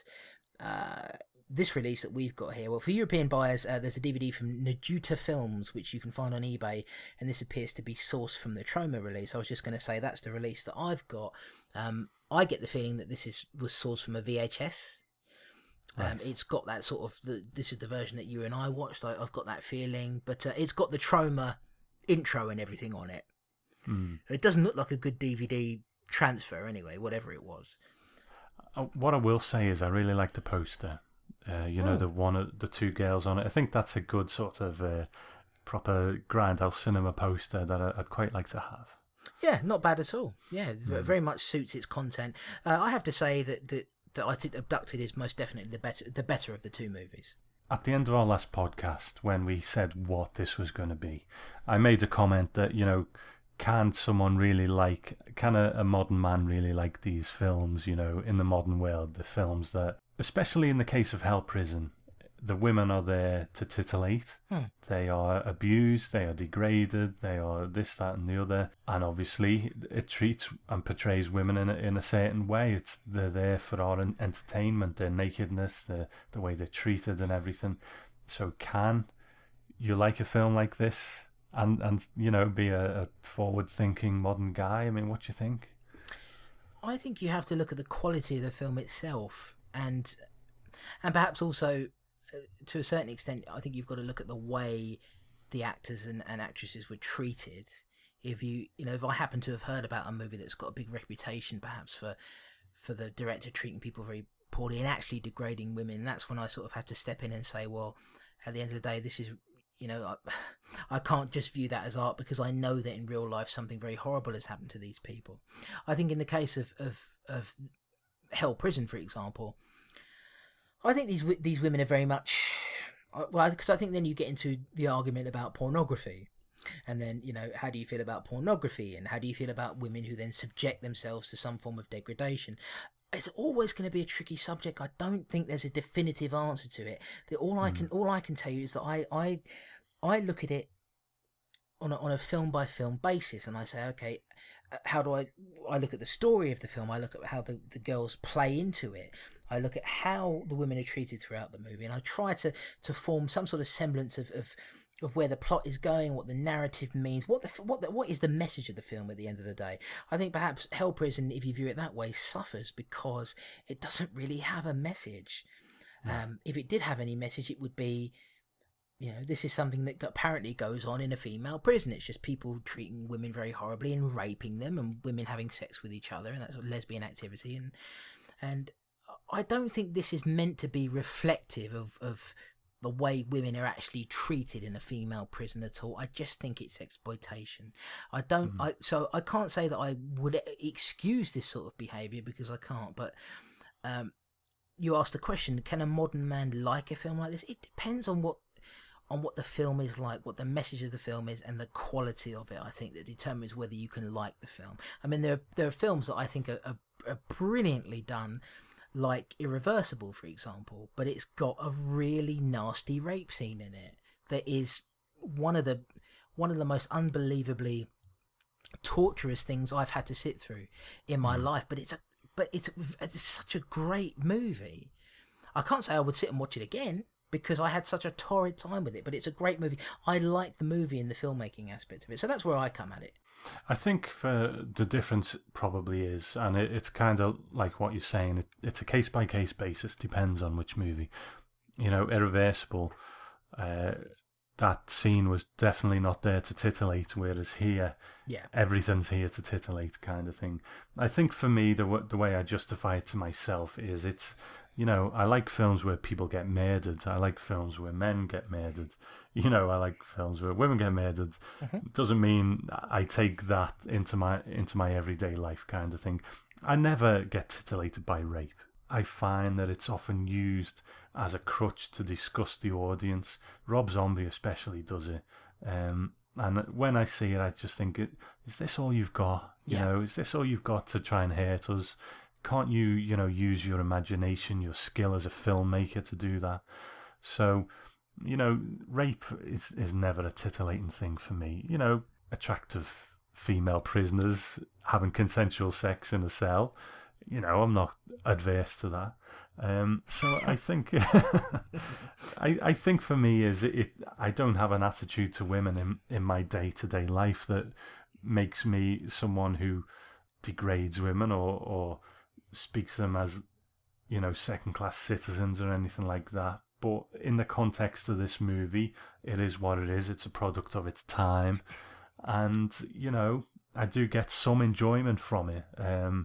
But it's not my worldview. So I guess that's kind of how I justify it to myself. But, you know, female listeners, tell us what you think. You know, if you want to send us some feedback, we'd love to hear what you think about this kind of stuff. Yeah, I mean, and also I should say that it's not necessarily the worldview of the director or the writer in making the movie. They're telling a story in many cases. It just so happens that Hell Prison, there really isn't much of a story. But there have been, you know, several examples. You look at a film like Martyrs, for example. Some of the acts that I don't want to spoil. I don't want to spoil Martyrs, actually. But some of the acts that are committed in that movie are absolutely dreadful. And it is, I mean, you want to talk about a movie that will take you through torture but in such a great way, because it's a great movie. So you see what I'm saying? It's like, it just depends on the story and how it's used and what elements of the story are used to justify why that's happening, even if it's not a reason that we agree with, which most of the time it isn't. If it's explained in a way that this is this character's motivation for why they do that thing to a woman, it's part of the story. So, you know, I think that the whole thing with misogyny, which is this is also, you know, where we can come into this. I think that I've heard from some people who say, well, look, you know, horror movies in which they only kill women are misogynist. There are so many horror movies, gialli, thrillers. There are so many movies in which women die. There are so many movies in which men die. I can honestly tell you, as a horror fan, until I got to be an adult, really, and was able to sort of look at things and assess them and see how other people might view them. As a horror fan, I never ever sat there, especially as a kid and a teenager, never sat there thinking, I'm going to be 32 tomorrow, by the way, so, you know, I'm getting older. I never sat there and thought, I really enjoy watching women getting murdered. For me, it was an equal opportunity thing, you know. Men get murdered, women get murdered, it doesn't really matter. I think what can help with movies like this is maybe having a strong female character in there. And this doesn't have that, unfortunately. So like we said, I agree with everything you're saying. I think you've got to view it on a case-by-case basis. I think this is leaning towards being perhaps irredeemable with some of the things it does. But, you know, there are films like Salo, for example, that are just... they're experiments in how to torture the viewer. So, it just depends, really, Tom. I don't know if we've got a definitive answer for this, but that's the way I feel about it. Cool. I just thought to throw it out there. Yeah, it's a good discussion to have, isn't it? You know, because we're tackling something, and it can be a very sensitive subject as well. Like, women have there have been some issues. I'm not going to turn this political, but there have been some issues related to women and Gamergate, which is a whole thing that's been going on. Where, you know, which is just, I mean, I could sit and talk to you about that all day, about why I feel women being marginalised is is just unbelievable and ridiculous. And, we could go on about it forever, but at the end of the day, we just talk about it a little bit and give our thoughts on it. And, we'd love to hear from you guys out there, women, men alike. Let us know how you feel about misogyny in movies and these films, whether it's okay you feel to like them, even though they might have, these elements of exploitation against women. Okay, so I think we've covered that in some good detail, and it would be great to hear from people. And speaking of hearing people, let's have a listen to some feedback.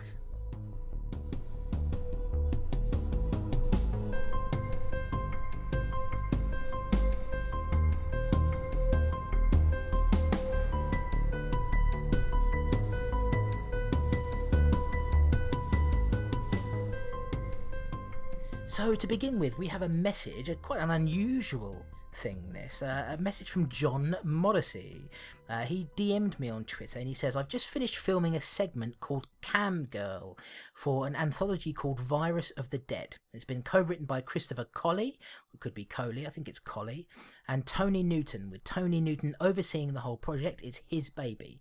Tony has had submissions from all over. Now, John, he filmed Cam Girl back in April in Clacton. He continues, with myself in the lead role of Mark. Each segment of Virus of the Dead is approximately 8 minutes long and is based around a zombie theme. I know Tony, Chris and I would be enormously grateful for the shout out on the show, and anything you and Tom could do to give the project a little more advertising would be appreciated. So it's just one of our fans basically reaching out to us to let the listeners know that he's worked on a project that's, I guess, is coming out pretty soon. It may already be out, I'm not sure.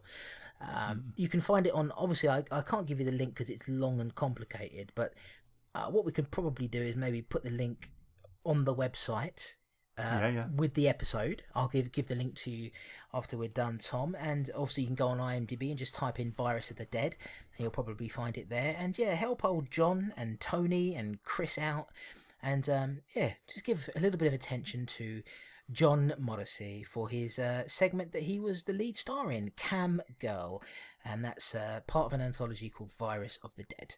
Great stuff. Support our independent filmmakers. I like it. Yeah, absolutely.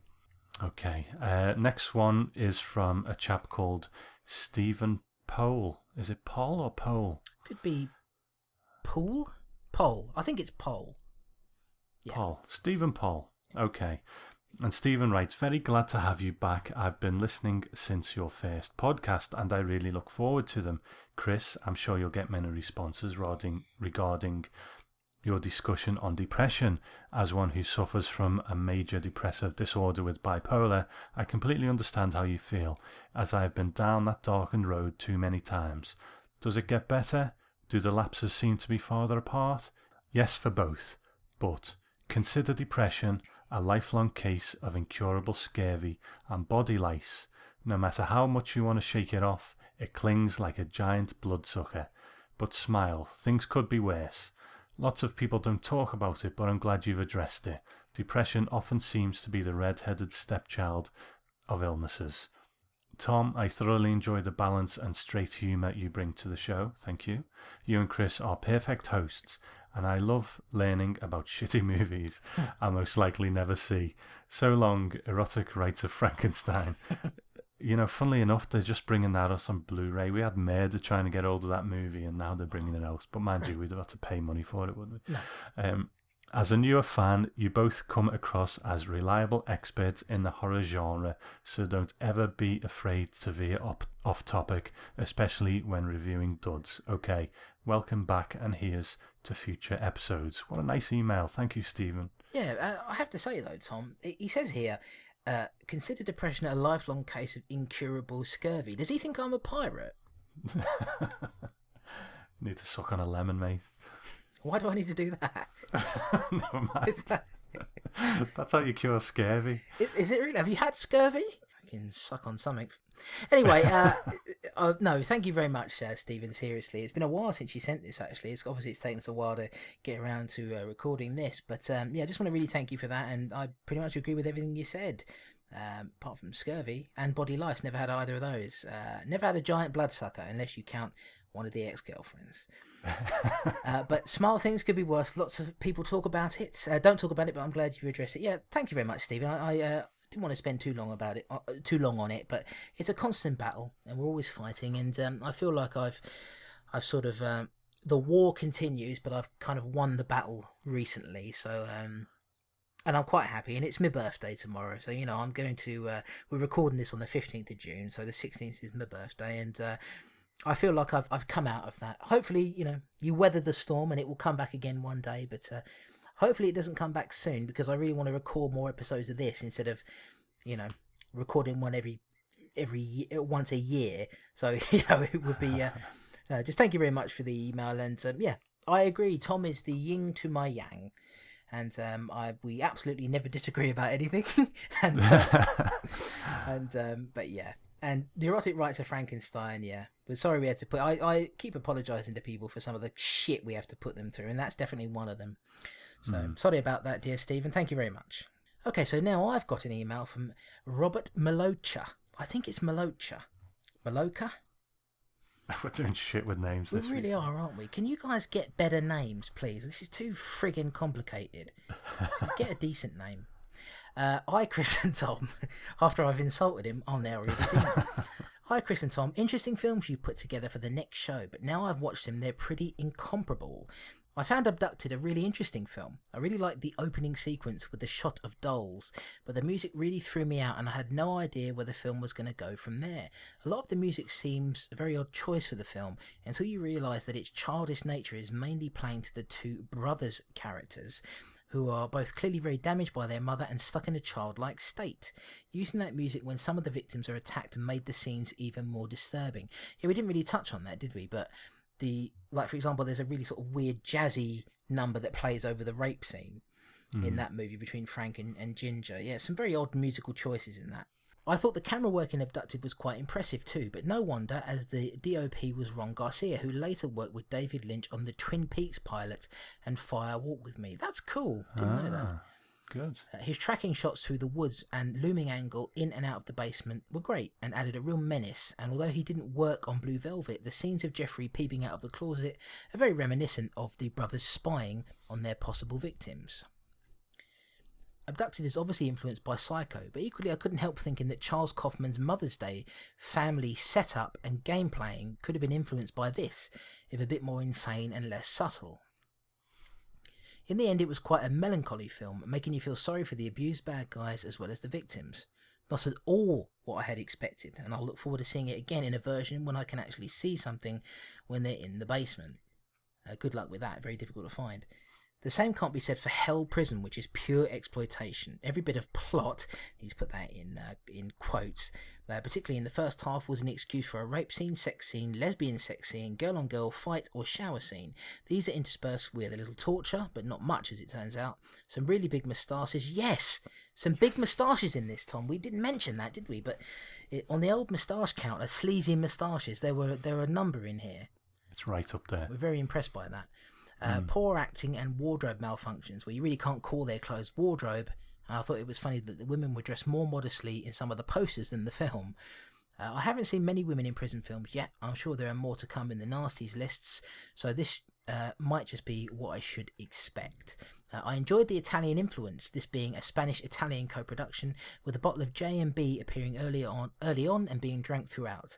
I was surprised the doctor splashed it around so much, as it must be in short supply in the middle of the jungle. Although I wasn't a big fan of the film as a whole, I did enjoy the end. Once the doc leads some of the prisoners out of the camp, once they start dying off, you're back into territory that I enjoy more. What that says for me, I don't know. And I particularly enjoyed the spaghetti western-inspired shootout finale. Hope you enjoy the movies, and I look forward to hearing what you think in the next podcast. By the way, I've just listened to your excellent episode on Foxy Brown Naked Fist, and of all the interesting opinions you had to offer, the bit that stuck in my head is what Chris would do with his junk if Tom cut it off. I was laughing out loud listening to this in public and hope never have to see that particular hat. Hat? Oh, of course, it was the hat that you were going to sellotape my severed penis to and wear it. Yeah, none of us want to see the hat, Rob. Nobody wants to see my severed penis, you mean. Cheers, chaps. Keep up the good work, Rob. And that's at Rob's Lib, who I said at the beginning of the show is the one who recommended the multi-region Blu-ray player to me. Yeah, some very he did quite a bit of research on Hell. his stuff, old Rob. I see his posts on Twitter occasionally. He posted a couple of bits about Hell Prison on Twitter as well. It's a while ago now because of our schedule, but yeah, he certainly knows his stuff. I think from some of the tweets that he's put out there that he's going through all the nasties as well. Because he was sort of talking about, I think he came to us from Chris Brown's show, the Video Nasties podcast. So I think he's going through them as well. And hey, it's a tough old journey, Rob. So we give you good credit on that. But yeah, difficult journey. But thanks a lot for writing. Yeah, absolutely. He's always worth checking out on Twitter as well, at RobsLib. Yeah, it's ROBSLIB. Okay, and speaking of Chris Brown and the Video Nasties podcast, here is a bit of audio feedback from the man himself. Take it away, Chris. Hello, chaps, and it's Christopher Brown here, and I'd just like to say thanks very much for kind of prodding me finally to getting around to watching these two films. I knew of Hell Prison, better known as Escape from Hell, because it's on that huge list of trauma films that you used to be able to download on YouTube. I'm not sure if they're all still there now, but you watch it, I need to get around to watching that. And also Abducted, mainly because of its other title, which is the incredibly exploitative Schoolgirls in Chains, which is unbelievable when you think about it in terms of a title for any film. For me, I mean, the two of films with obviously very grindhousey, grimy feel to them. Let's start off with Hell Prison. For me, women in prison films really need a strong character at the centre to kind of drag them through and introduce the world properly. So, the Big Bird Cage with Pam Grier, or Lady Snowblood, or even the Ilsa films, which, although don't really have any very strong characters apart from Ilsa, she is herself as a kind of totem in the middle that kind of drags you through the film. For me, Hell Prison didn't really have that, so I didn't really appreciate it that much. It's okay. These things are fine. It has a good feel and tone to it. It has a good, nice Euro sleaze kind of feel to it. But generally, these kind of films aren't really my thing. So yeah, I didn't particularly jump down on it, although it was okay. Abducted is a better film, definitely in my view. It starts off quite arty. The first death I quite enjoyed in terms of the kind of freeze frame of the girl, and then the train keeps on moving. I thought that there could be something really special to this, and the kind of defies its incredibly sleazy feel. But in the end, it kind of became progressively more soft porn and rape led, and kind of lost its way a bit. But on the other hand, if you're going to take it as a film that fulfills its genre expectations, a film called Schoolgirls in Chains is never really designed to be anything other than sleazy fun. And we could debate the pros and cons and general acceptability of films, and I'm particularly thinking the sex scene halfway through. But what's the point? What's the point, if we're being honest? I mean, we I've spent a fair amount of my life watching quite sleazy and quite unpleasant horror films, so I don't see why this one should be particularly picked up as the one to beat around the head. Certainly its title is fucking unacceptable, frankly. But apart from that, it's pretty unpleasant, sleazy, but standard fare for a women in captivity film. It probably pushes the boundaries a bit more than most, but anyway, thanks very much. Hope that wasn't too rambly. I enjoyed both films, if that's the right word, so thanks very much for putting them in my direction. It's probably not two films I'd revisit, but hence is the nature of grindhouse, sleazy, exploitative offerings sometimes. Take care. I'll see you soon. Bye.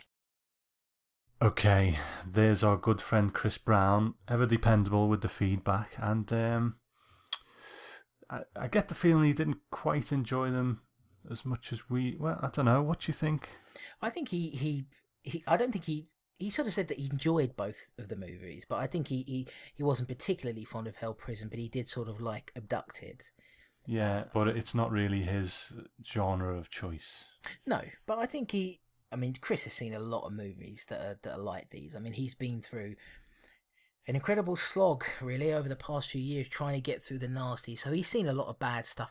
I would wonder if there's anything on the official nasties list that is quite as sleazy, quite as explicit as Hell Prison. I'd be very interested to know if there's anything like that, because you've got stuff like Love Camp on there, and I can't remember so many titles, but I would wonder, because I'd be interested to know his thoughts, and it's a shame that he didn't sort of say on the feedback that he recorded whether he personally would have thought that this Hell Prison would have been a very good fit for the video nasties list instead of getting sort of shuffled off onto the Section 3 list. It'd be very interesting to hear that, but I don't think he was particularly impressed by Hell Prison. I don't know who would be. No, I don't think anyone is really, but no, thanks as ever, Chris. And we mentioned it before, Chris does a monthly screening in Liverpool at the small cinema. I think it's on Victoria Street. I went to the first one when he showed Freaks, and he's also showed Living Dead at the Manchester Morgue, which I couldn't get to because I was working. He's doing Plan 9 from Outer Space this month, which would be quite fun, but unfortunately I'm working for that. But when I'm not working, I'm going to try and be there. So it's worth supporting. A great little fun night. Yeah, fucking go there, jerk each other off. So we have some audio from Jim Moon, who's a very impressive individual, one of the kings of podcasting, in my opinion.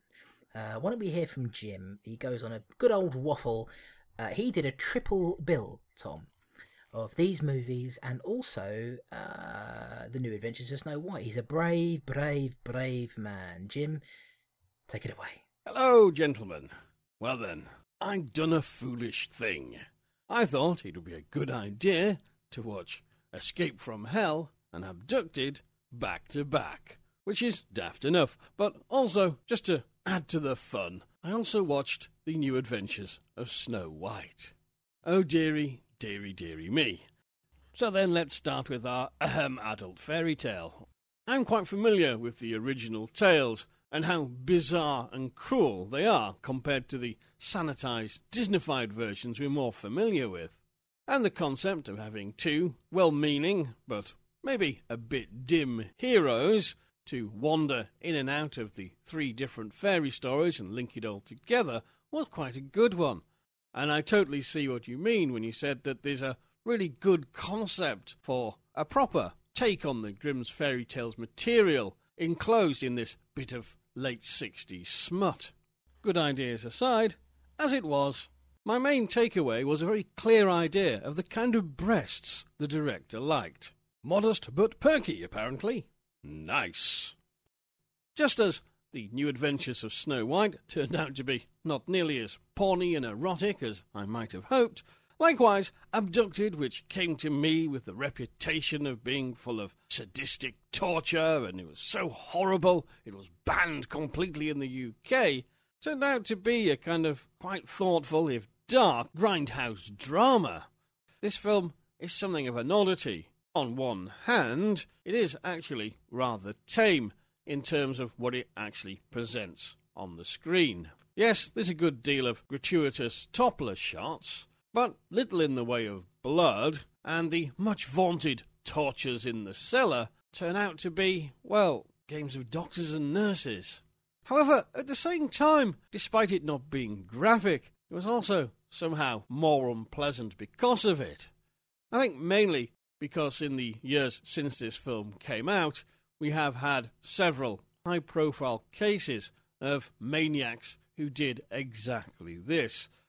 And hence, while the movie never went graphic or into really, truly unpleasant territory, you were always worried that it might take that turn.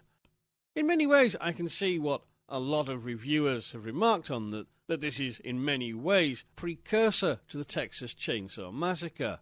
Both have a similar, almost documentary feel to them, and like Tobe Hooper's classic, despite the lurid titles, there's actually very little in the way of graphic unpleasantness. Yet, at the same time, both films are far from a pleasant viewing experience.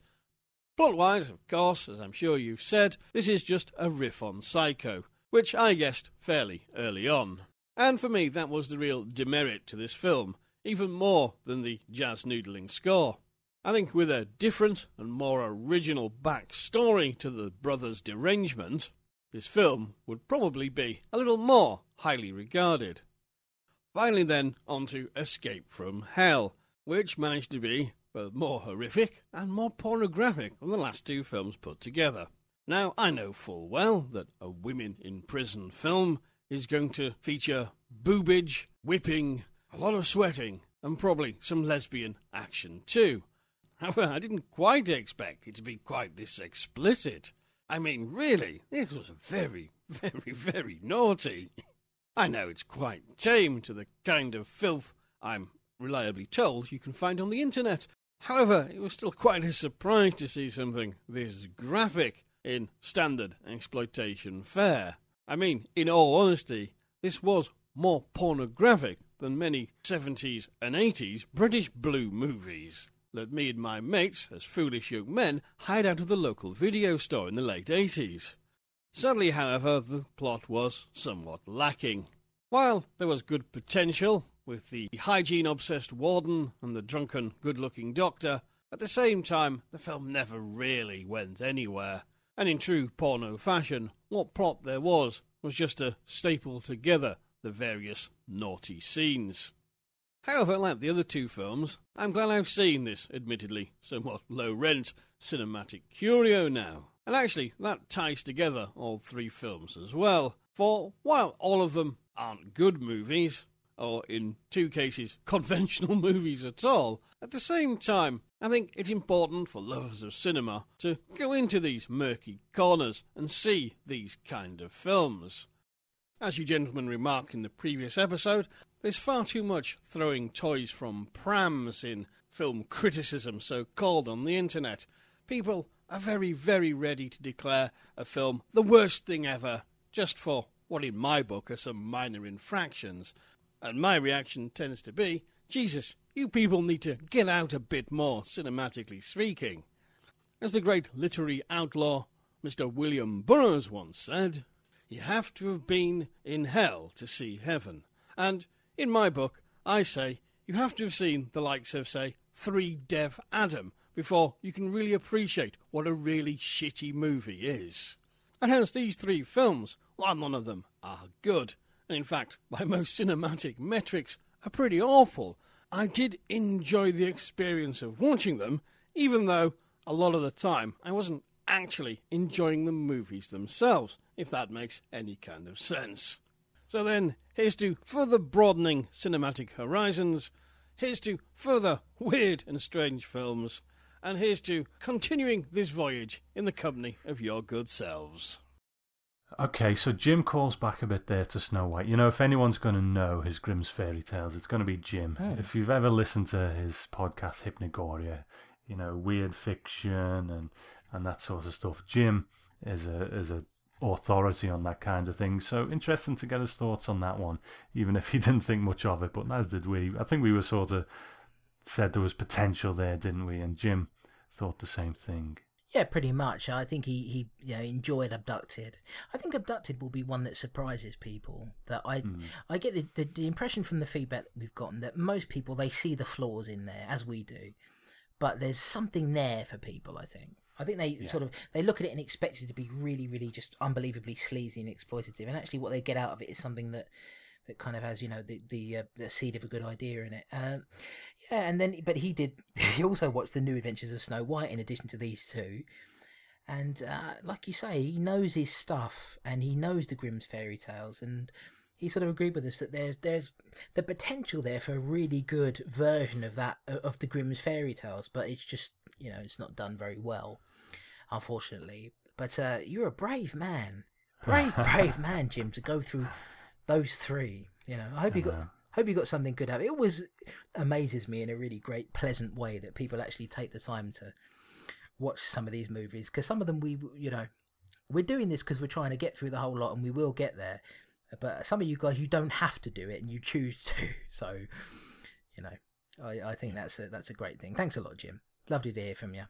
Okay, it's my turn, isn't it? The last one. Yep. Last bit of feedback. We've got a lot of feedback this time, haven't we? But it's just because we've been away for so long. From our old friend Gore Blimey, and he says, "Hey guys, when it comes to the different sub-genres of horror, I have to admit Girls in Chains Abducted isn't really my kind of thing. But I did have a look, and I thought I'd share a few of my thoughts. I wonder if the film's writers had watched Psycho and thought, that worked well, but how can we create something that's twice as scary as Norman Bates? Answer, by having 2 Norman Bates, as well as the desiccated corpse in a rocking chair, the dodgy mother-son relationship, and the surprise killing of the girl everyone thinks is the main character in the first 15 minutes. See, you picked up on it too. To crank up the shock value, they seem to have worked through a tick list of taboo subjects, and the audience is presented with voyeurism, rape, incest, cross-dressing, murder, nudity, implied necrophilia, misogyny, humiliation, mental illness, torture, and horrible jazz music. But despite all of its lurid promise, I found the film a lot less disturbing than I expected. I think its peculiar score had a lot to do with that. There's an annoying chorus of voices shouting "run, run" over random piano and electronic boing boing noises. Yeah. The classical flight of the bumblebee, cheerful Bontempi organ tunes. Bontempi organs, remember them? Mm-hmm.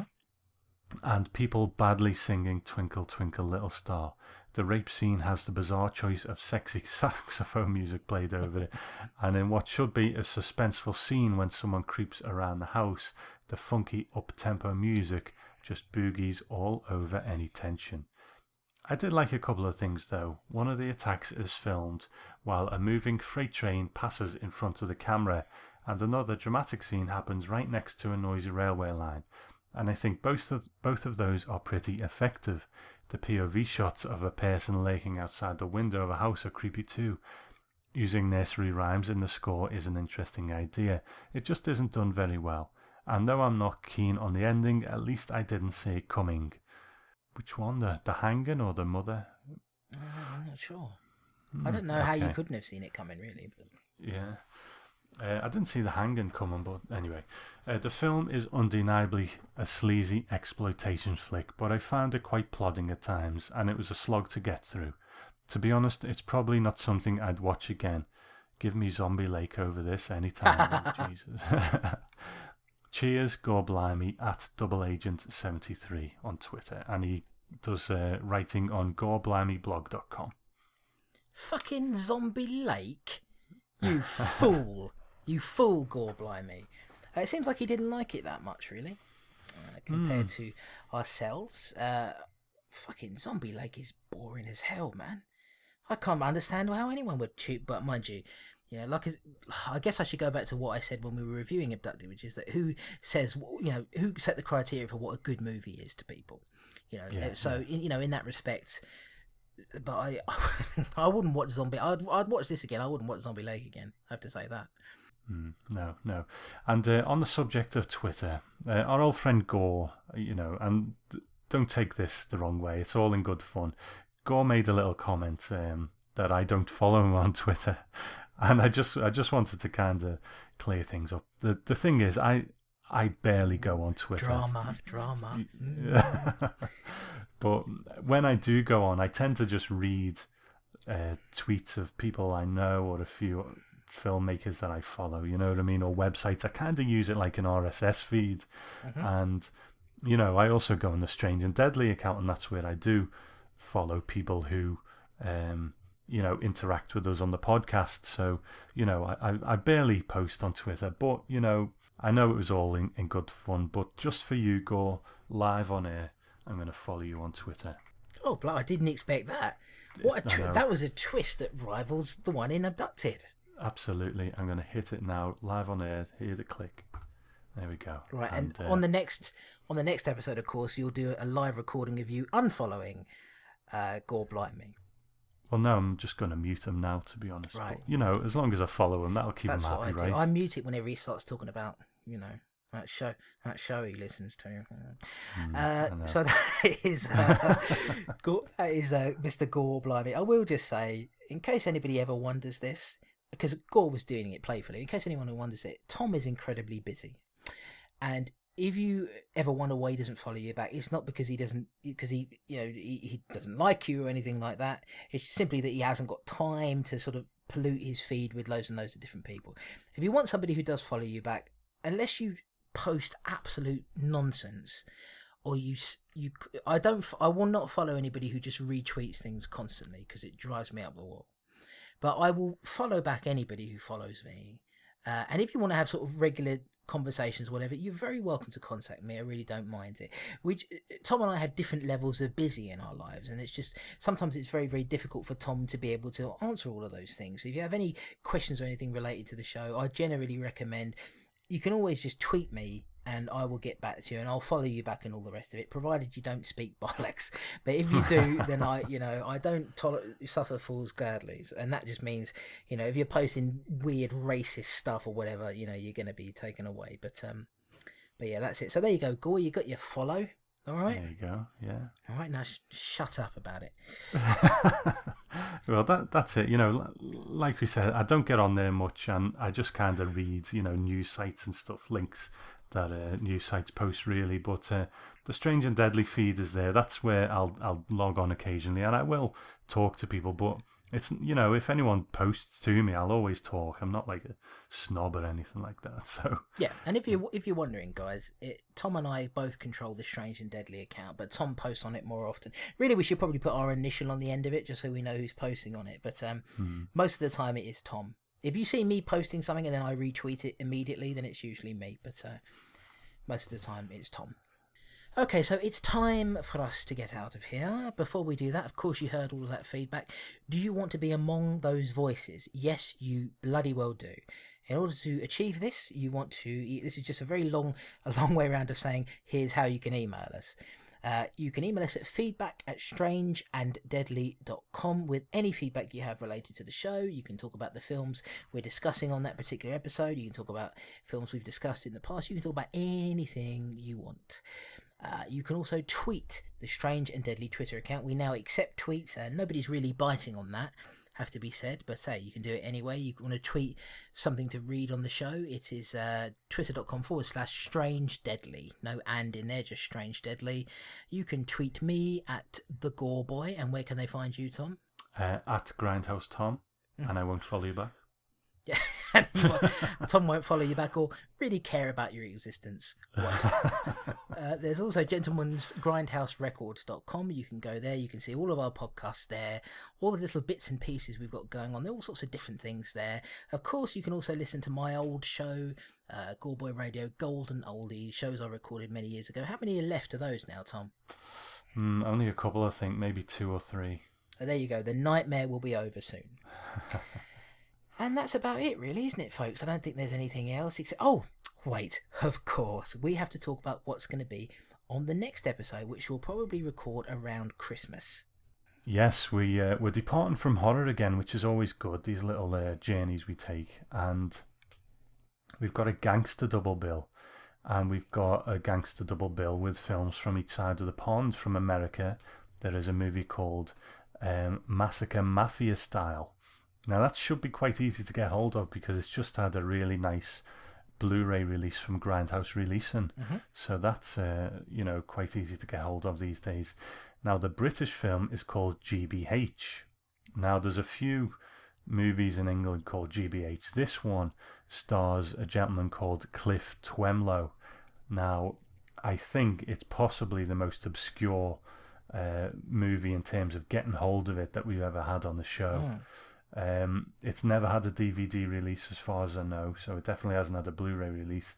It probably got a VHS release back in the day, but it's just not about. Now, it is on YouTube, and on the Strange and Deadly show we don't advocate piracy, but I will post a link to it on YouTube, on Twitter, and on the Gentleman's Grindhouse Records Facebook page. So if you want to see it, it's there. Normally we wouldn't do that, but in this case it's just so super obscure that, you know, we want people to play along, and I don't think anyone's in any rush to release this one, so we'll post a link out there so you can see it. Yeah, and we don't advocate privacy, but having said that, if some of these films are too difficult to get hold of, you know, what can you do? If you can find it online, then find it, you know? Most of the time, we're not going to directly link you to where the movie is, but in this case, very difficult to find. And Massacre Mafia Style is also known as The Executioner, which is the title that we're going to be covering it under. I guess that's the UK title, but the title you'll know it under now, yeah. Massacre Mafia Style. So that's it, folks. That is the end of this show, our long-awaited return, and I think we'll be back in another fortnight, Tom. Again, if there are any delays or anything, we will let you know. Of course, you can go to the Twitter page, twitter.com/strangedeadly, if there are any delays. But I think we'll hopefully be able to be consistent now. So you should expect us in another fortnight covering gangster movies here on this strange and deadly show. I've been Chris Clayton. And I'm Tom Elliott. And we thank you very much for listening. By the time you listen to this, in fact, I'm going to be 32, you fuckers. So I'm going to be old and crusty.